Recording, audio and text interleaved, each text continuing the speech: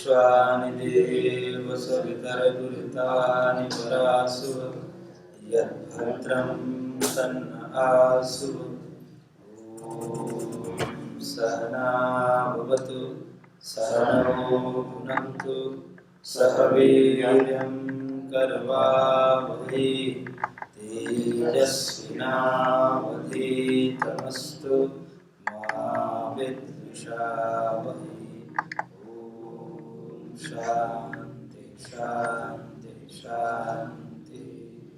ओम कृष्णाय वासुदेवाय हरे परमात्मने प्रणतः क्लेशनाशाय गोविंदाय नमो नमः।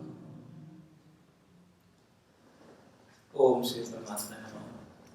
श्रीमद् भगवद गीतामृतम ज्ञान कर्म संन्यास योग नामक चतुर्थ अध्याय पर हम चर्चा कर रहे थे, जिसमें कर्म और अकर्म इन पर हमने विगत कक्षा में विचार किया। और उसमें से जो अकर्म है अर्थात वह कर्म जो बंधन का कारण न बने उसे अकर्म कहते हैं, और वह कर्म जो बंधन का कारण बने वो कर्म या विकर्म कहलाता है। विकर्म घोर दुख का कारण होता है और कर्म यानी कि सुकर्म सुख का साधन होता है। सुख भी अंततः दुखदायी होने के कारण उसको भी बंधन माना जाता है।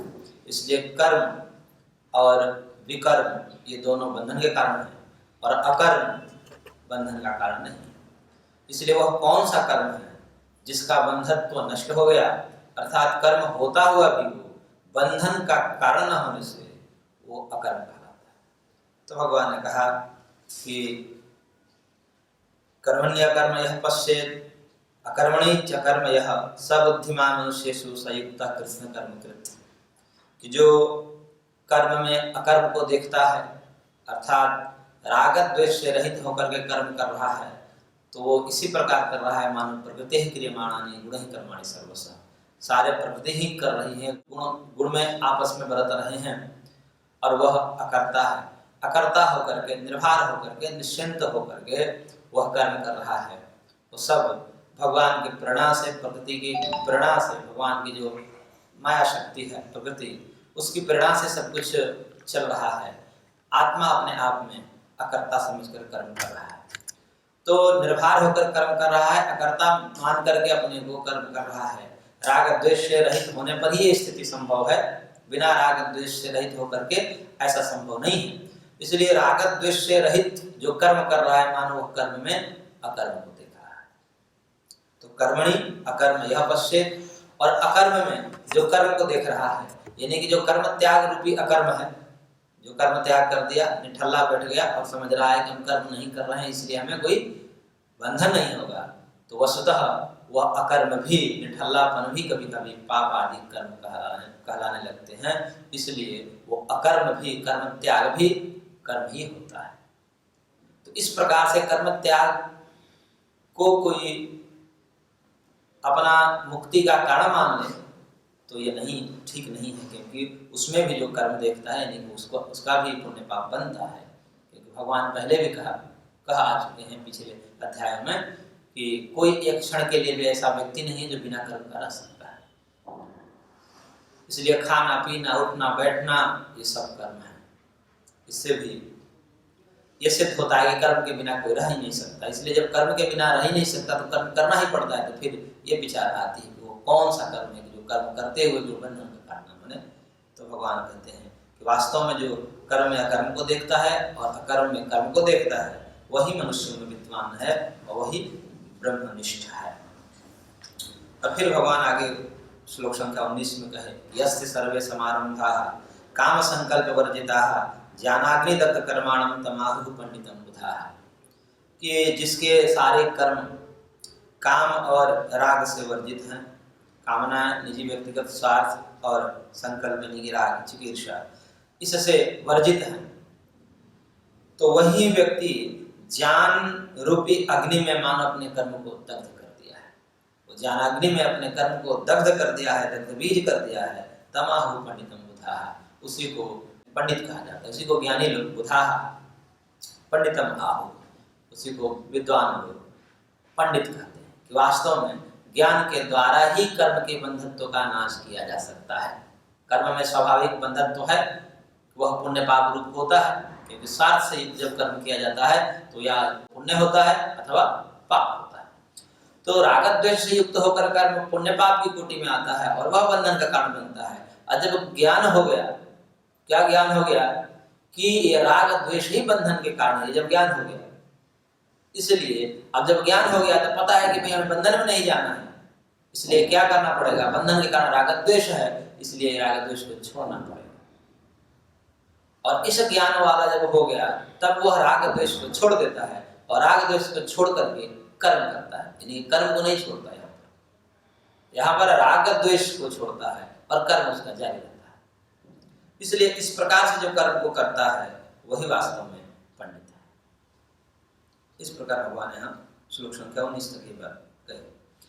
आगे कह रहे हैं भगवान, त्यक्त्वा कर्म फलासंगम नित्य तृप्तो निराश्रयः कर्मण्यभिप्रवृत्तोऽसि नैव किंचित करोति सः।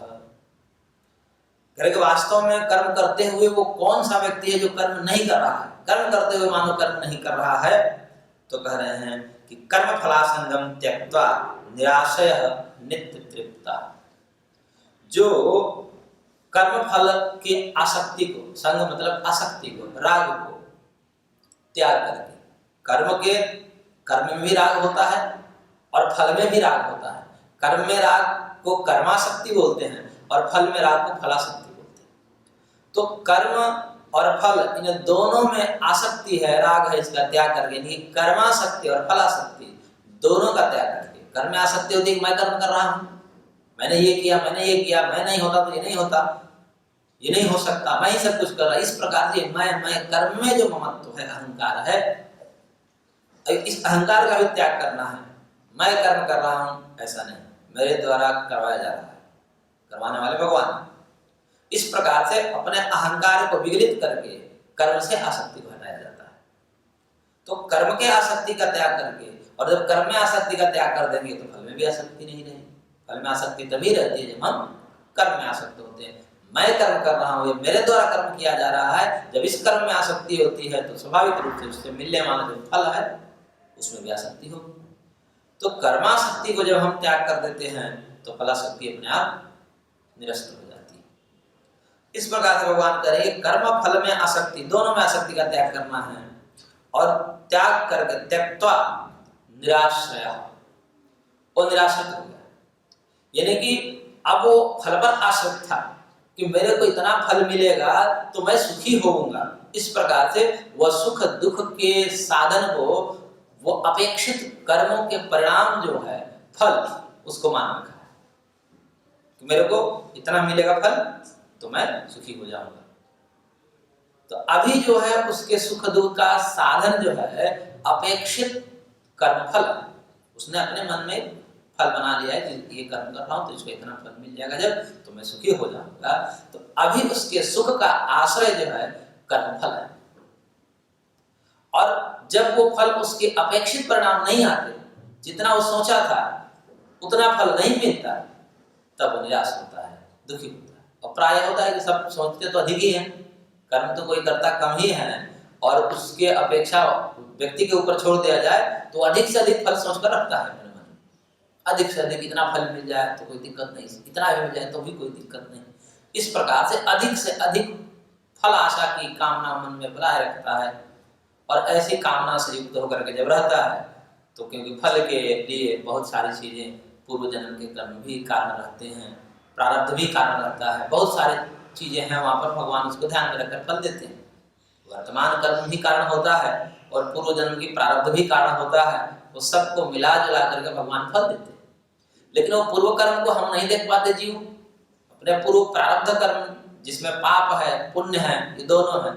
यदि प्रारब्ध में पुण्य पाप कर्म होगा, क्योंकि हमारा जीवन पुण्य पाप दोनों से चलता है, मनुष्य का जीवन जो होता है मिश्रित कर्म से चलता है, पाप भी हमने किया है पुण्य भी किया है, ये दोनों के मिश्रित कर्म के फल स्वरूप ये जन्म मिला है, मनुष्य देह मिला है। उसमें भी तारतम्यता होती है, किसी में ज्यादा पुण्य होता है पाप कम होता है, किसी में पाप ज्यादा होता है पुण्य कम होता है। ये सब भगवान के ऊपर निर्भर करता है, सब वही हिसाब किताब लगाते हैं। तो यदि वह पुण्य और पाप दोनों हैं और क्रम से वो फल देने लगते हैं, क्योंकि एक समय में पुण्य भी फल दे और पाप भी फल दे ऐसा संभव नहीं है, इसलिए क्रम से देते हैं।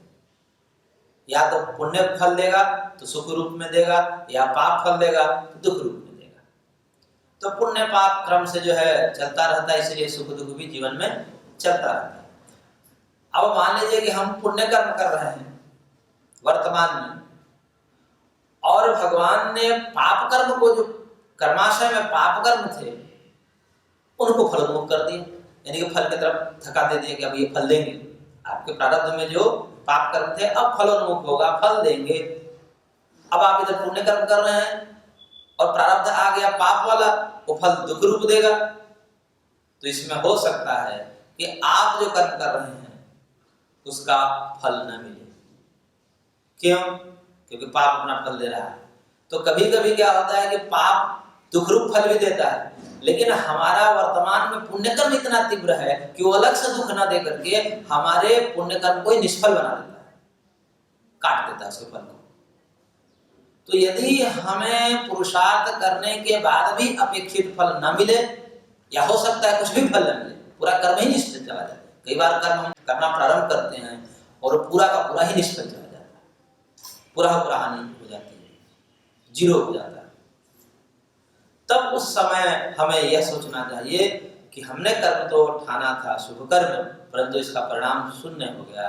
इसका मतलब ये है कि कोई पाप कर्म आ गया बीच में, वो हमारे कर्म के फल को निष्फल कर दिया। क्योंकि पाप कर्म है, फल दिए बिना रहेगा नहीं, या तो दुख देगा या आपके पुण्य कर्म को काट देगा। परंतु ये ध्यान रखना चाहिए कि कट गया तो ठीक हो गया, अन्यथा वो अलग से दुख देता है। क्योंकि यदि आप ये कर्म नहीं करते तो उसको अलग से दुख देना होता है, लेकिन यहाँ पर कभी कभी पाप कर्म अलग से फल न देकर के दुख रूप हमारे पुण्य कर्म जो होते हैं उसको निष्फल बना करके फलदायी हो जाता है। तो ये कर्म फलों की बड़ी जटिलता है। भगवान पहले भी कह चुके हैं, गहना कर्मणो गति, ये कर्म की गति तो बड़ी विचित्र है। परंतु फिर भी साधक को और व्यक्ति को इतना तो ध्यान में रखना ही चाहिए कि कोई भी कर्म निष्फल नहीं जाता। यदि हम कर्म कर रहे हैं तो चलो हमारा पाप तो कम से कम कट गया, पुण्य हमने कर्म किया, पुण्य कर्म का जो फल सुख रूप होना चाहिए था वो नहीं मिला, लेकिन दुख तो नहीं मिला, प्रारब्ध कट गया। ये अंदर में क्रिया चलती है। इसलिए जब हम ये सब जान लेते हैं, ये सब थोड़ा सा कर्म फल और उसकी थोड़ी सी व्यवस्था को जान लेते हैं, तो फिर निश्चिंत हो जाते हैं। यदि हमें पुण्य कर्म करते हुए फल नहीं मिल रहा है तो हम ये समझ लेते हैं कि हमारा पाप नष्ट हो रहा है। पुण्य से पाप भी नष्ट होता है और पाप से पुण्य भी नष्ट होता है। तो इस प्रकार से हम जो है उस जो प्राप्त फल है, उस प्राप्त फल या अपेक्षित फल जो हमने मन में बना रखी है धारणा कि इतना मिलना चाहिए, और यदि नहीं मिलता है तो हम दुखित हो जाते हैं। और जिन्होंने फलाशा ही त्याग दिया, मेरे को कितना मिलेगा, क्या मिलेगा, मेरे को कुछ नहीं चाहिए, बस मेरे को कर्म करना है, क्योंकि उसको पता है कि कर्म ही इस जीवन के सिद्धि का एकमात्र प्रयोजन है, एकमात्र सिद्धि का कारण कर्म ही है, इसलिए हमको कर्म करना ही पड़ेगा। फल मिले अथवा ना मिले इसकी चिंता मुझको नहीं। अब फल में आसक्ति नहीं है, अपेक्षित परिणाम क्या होंगे इसको, उसमें उसको राग ही नहीं है, तो वो निराश्रित हो गया। इसको कहते हैं निराश्रित हो गया, फल के प्रति आश्रित अब नहीं रहा, बस कर्म पर उसका पूरा ध्यान केंद्रित है।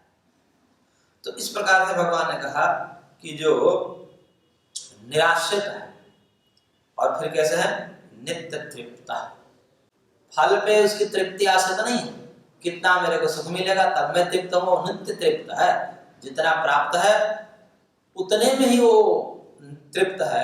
और अपने आत्मानंद परमात्मा में, हमारे अंदर परमात्मा विराजमान है, परमात्मा बैठे हैं, नित्य अंग संग है हमारे, और इसी को लेकर के निश्चिंत।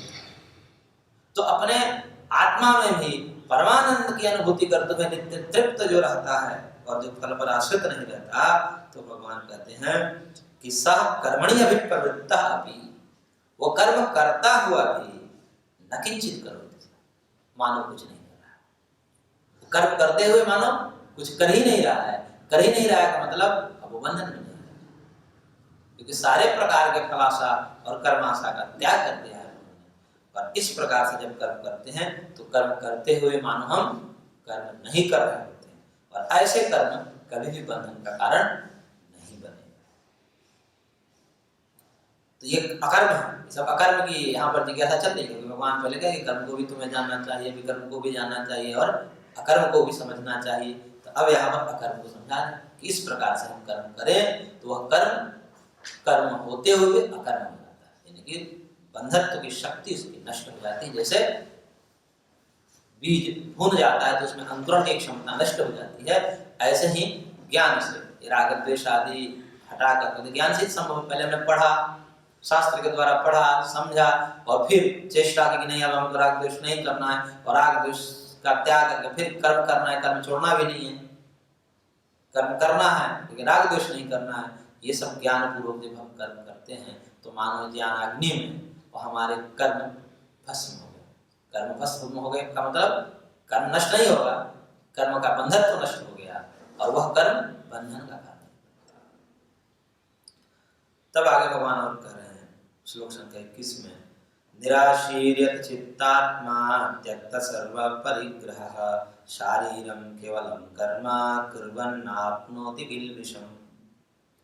करे भगवान की यत चित्तात्मा त्यक्त सर्व परिग्रह, जिसका अंतःकरण मन बुद्धि इंद्रियां इत्यादि जिसने जीत लिया है, जो जितेंद्रिय है, क्योंकि कर्मयोग में इंद्रिय जयता बहुत आवश्यक है।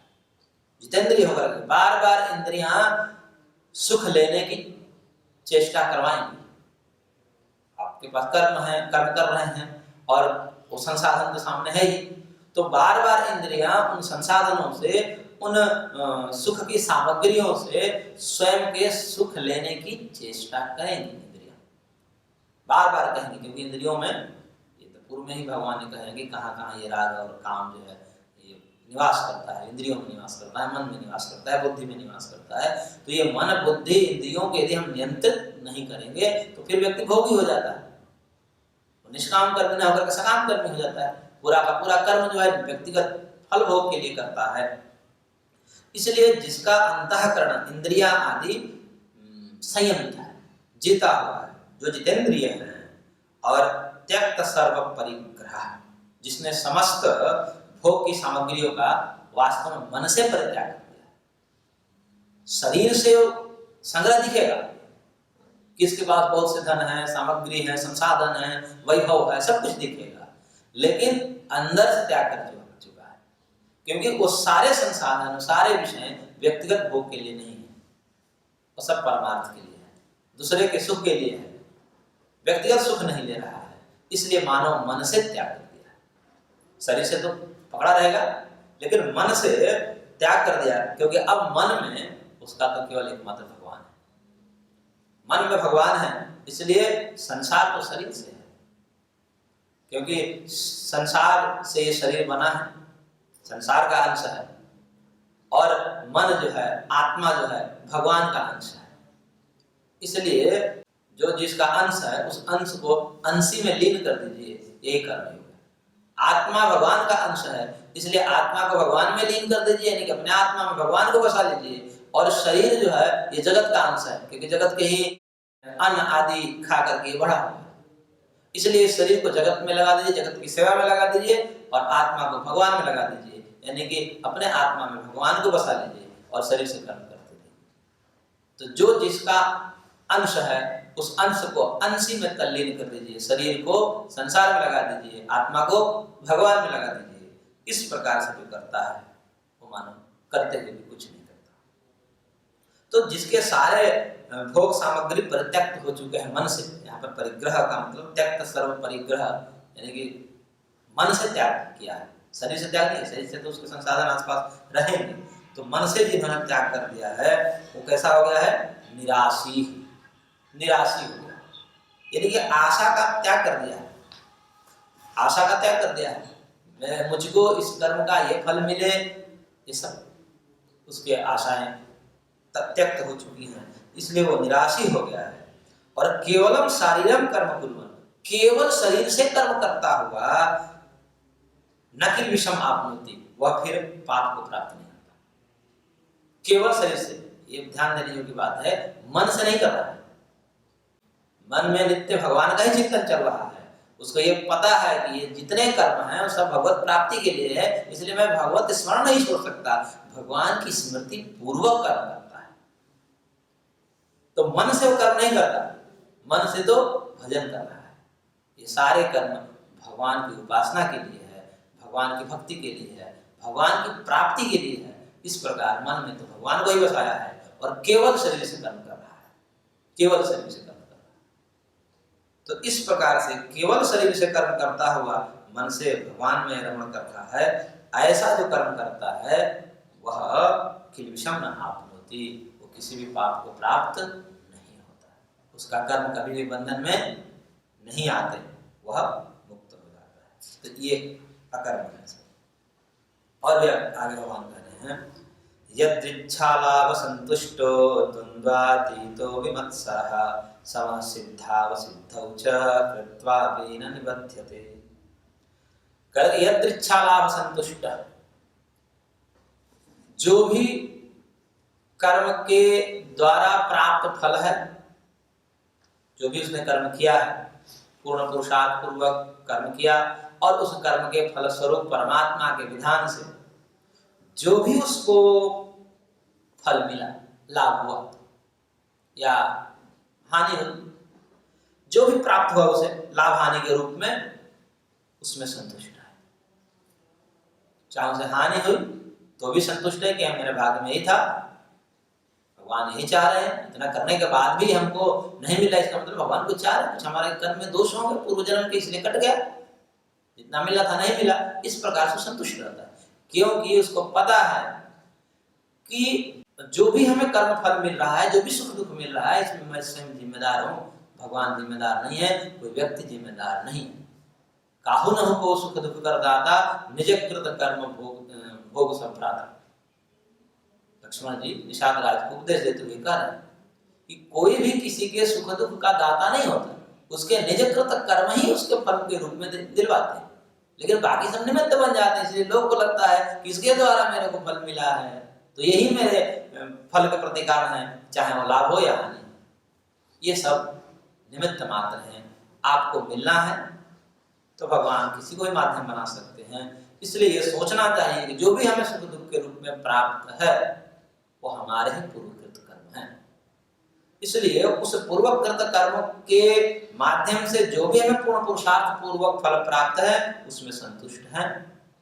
और द्वंद्वातीत, जो द्वंद्वों से दूर है, हर्ष शोक इत्यादि जो द्वंद्व है, राग द्वेष जय पराजय इत्यादि जो द्वंद्व है, इस द्वंद्वों से रहित है। उसके जीवन में कोई द्वंद्व, निर्द्वंद्व हो चुका है, विमत्सरा, किसी से कोई ईर्ष्या नहीं, उसको किसी से कोई ईर्ष्या नहीं, किसने मेरे को दुख दिया, कोई ईर्ष्या नहीं। दुख का कारण मैं स्वयं हूँ, मेरे कर्म ही है, न कोई माता है, न कोई पिता है, न कोई परिवारजन है, न कोई समाज के व्यक्ति है। इस प्रकार से वो अपने को ही जिम्मेदार मान लिया, इसलिए सबसे ईर्ष्या छोड़ दिया है। और सम सिद्धौ असिद्धौ च, सिद्धि और असिद्धि में, यानी कि सफलता और असफलता दोनों में जो सम हो गया है, और ऐसा जो करता हुआ सिद्धौ असिद्धौ समः कृत्वा अपि न निबध्यते, ऐसा करता हुआ भी वो कर्म बंधन में नहीं आता। सम हो गया है और निर्द्वंद्व हो गया है, जो भी मिला है भगवान के विधान से और स्वयं के प्रारब्ध से उसमें संतुष्ट है और सब कर्म कर रहा है। तो माने कर्म करते हुए भी उसको बंधन में नहीं डालते। तो इस प्रकार से भगवान ने यहाँ पर अकर्म की चर्चा की। आगे अकर्म की चर्चा निरंतर जारी रहेगी। आज की कक्षा को हम यहीं पर विराम देते हैं। शेष अगले अंक।